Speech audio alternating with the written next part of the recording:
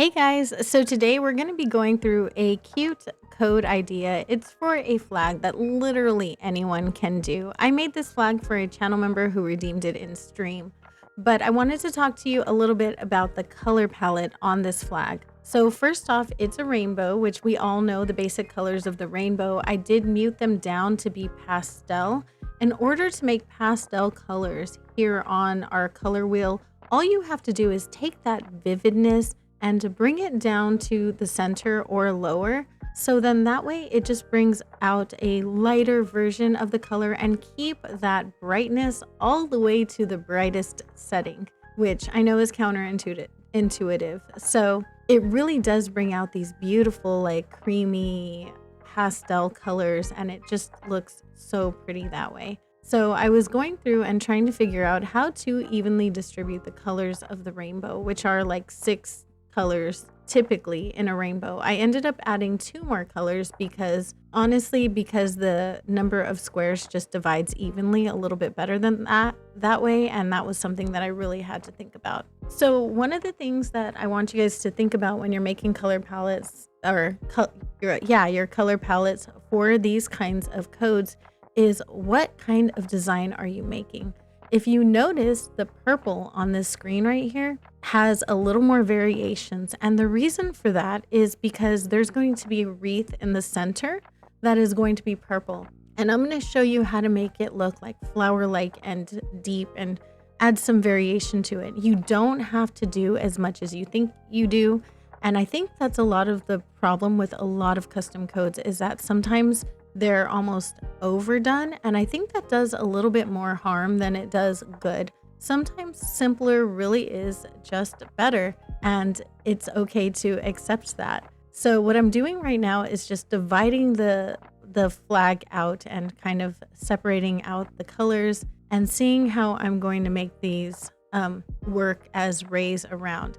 I had to add a couple of colors that are almost like blending colors, and one of them is like a turquoise or an aqua color to put in between the blue and the green, just to carry it over a little bit better.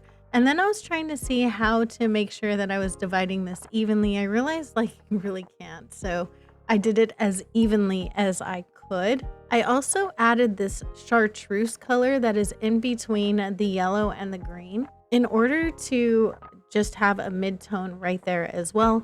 It just made it a little bit easier to kind of divide. Actually, I went with the midway between yellow and orange. So that way I was putting them on the opposite sides of the spectrum. I was just adding a couple of extra colors so that everything was evenly distributed around and that I can use 8 squares because I couldn't use purple. Purple was going to be our centerpiece. So purple actually could not be used in the rays around this design. And that was something I had to think about. So otherwise, this code was really, really, really easy. There's no shading involved around the outside perimeter. It was nice and simple. I could have added some shading underneath the wreath. Unfortunately, in order to do that, I would have needed more color slots. And that's something you have to be very mindful of when you're doing Animal Crossing codes, because we really do only get 15 colors or 16 colors. So we have to make everything fit within the parameters of that. So in order to get it in the correct number of spaces, I really had to think about it. At the end of the day, the person that I was making this for was really happy with it. So really, that's all that matters. Most of my time spent on this code was spent actually on the color palette. And that's kind of funny because usually that's the quickest thing. I set it at the beginning and then I do the pattern and then maybe I make a couple of adjustments, but nothing too major. But for this one, I really did have to make some adjustments. It looks really pretty as it stands right now, but I just wanted it to be a little bit better. I wanted to bring it up a notch. So in order to do that, I changed out some of the colors a little bit. I hue shifted a tiny bit and I put that orange into more of a deeper orange so that I was able to bring the other orange and take it out of that. I don't know. It was just feeling a little bit too, grow up like almost. And when you play with these colors, you just need to look at the hues, the vividness, and the brightness and kind of shift them just 1 or 2 spaces over at a time to find what works best with the code that you're making. So after that, I went and I used the heart stamp, and I'm just going to make a little bit of a wreath, and it's supposed to look like a flower wreath, and at the very end it does, but hear me out. It's not going to look like that to begin with. Right now, I feel like a lot of people give up at this point where things don't look exactly the way they envision them in their head. You do have to trust the process a little bit and just kind of work on, getting it back. Like I did mess up right here. I had to go back and just kind of redo it a little bit when I was making the outline of the heart because it needed to be a little bit bigger than this, but it had to be a little bit smaller than the other stamp. So I went and just added to it gradually, which made it a little bit easier for me. It was just easier to do it that way. And I would suggest taking that approach to it. It just makes it so much easier to make codes when you're just kind of gradually increasing and making small adjustments one at a time in order to make it all work out in the end. I wanted this bigger. I didn't want it overbearing and too big. And it does look cute with just the heart now that I'm looking at it right now, but we wanted it to look like a lavender wreath, a wreath of lavender in the middle of here. So I did have to go and make some adjustments. Now, one of the things I did try was doing a white outline to see if I could make it stand out a little bit. And really, I just didn't like the way it looked. It didn't come out very well. So instead, I just added a shadow on the one side, and then I went ahead and started working on the code and doing a highlight on the top left side of the code. That's usually my highlight area. And then my shadows went around the bottom right hand of the code. And that's kind of what my comfort zone is. Now, when you want to make flowers, you want to create this beautiful like texture, right? And the way Animal Crossing works is that pixel art isn't exactly pixel art. The colors can mesh into each other and connect, and it offers this little bit of realism that traditional pixel art isn't going to give you. So the AI will assume what you're trying to make and it'll mesh it together. And the reason it does that is based literally on the colors that you're putting next to each other. So if you want your colors to not connect, then all you have to do is go 3 shades to the right or to the left, and then it'll be too far out of range to connect them like that, and you won't get this kind of shape right here. I want this shape because I'm working on doing like a lavender wreath. And if you notice in the game, the lavender hyacinths or lavender, the actual flower in real life, it does have that kind of texture. It connects, right? Because they're leaves, they're buds.